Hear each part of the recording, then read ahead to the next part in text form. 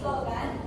So with your group, create a slogan by convincing audience to promote clean and green environment. You can use quotation. So this will be the group 1, 2, 3, and 4. So make use of this white paper and markers to make your slogan. And after that, you will present your output here in front.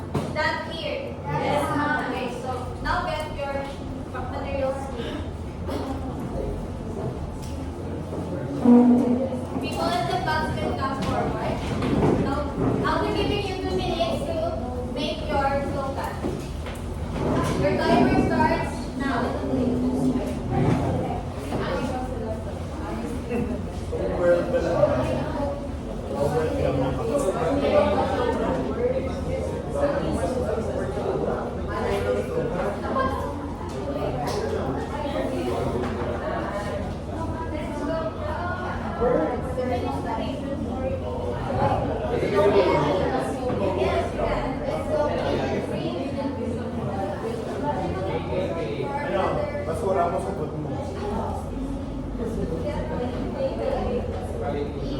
After making your output, you will present here in front.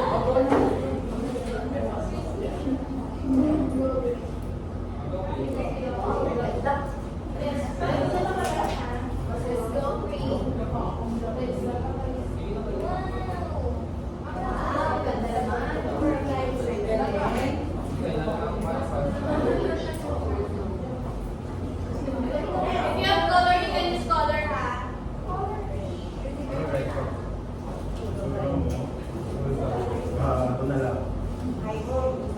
You have 52 seconds left.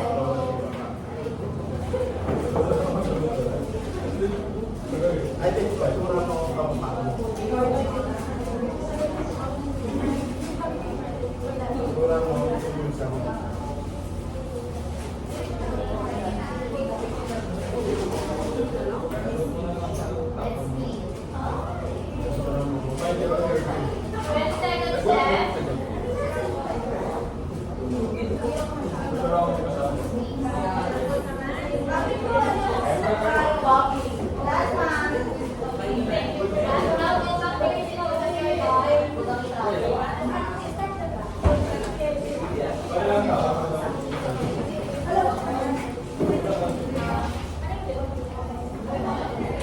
Okay, time is up.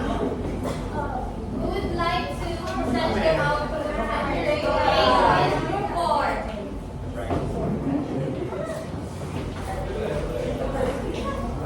Go with me.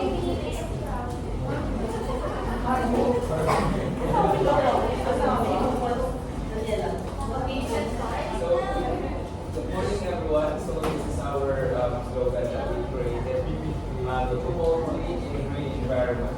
So keep it green for a sustainable environment. So of course, if our environment is clean and green, the necessities for our future generations will be preserved. And that will be our goal to sustain the environment.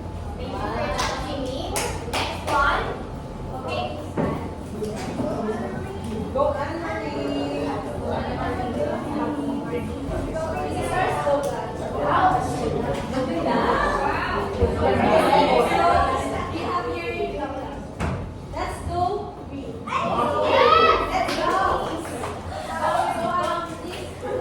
This slogan shows that we need to create a movement for the environment. So we should start here. Hashtag everyone. Hashtag let's go Mother Nature.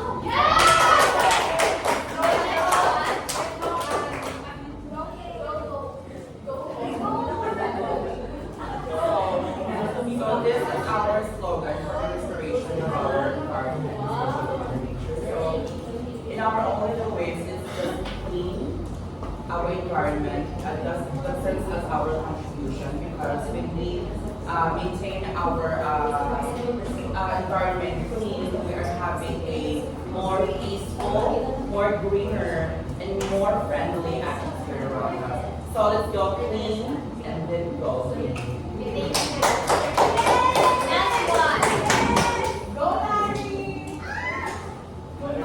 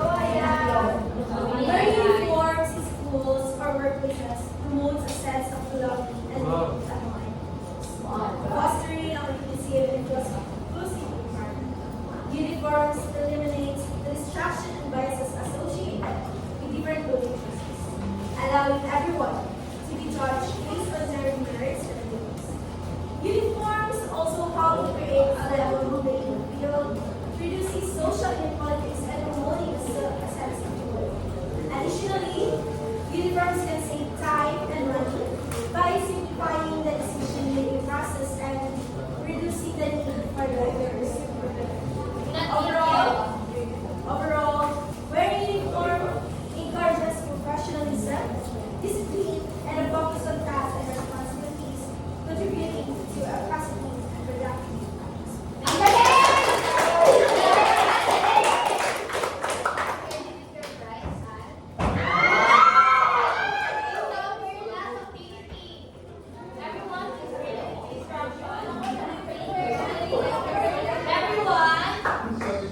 Please read the instruction.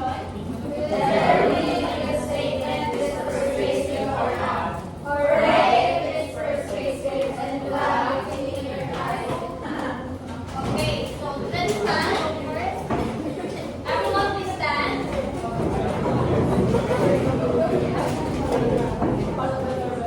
Okay, so here is the statement. Number one, we must take action to protect our environment for future generations. Does it convince you or not? Wearing uniform in school should be mandatory. Convincing or not? Inform my audience about how to register to vote so they can understand the process and the importance of civic.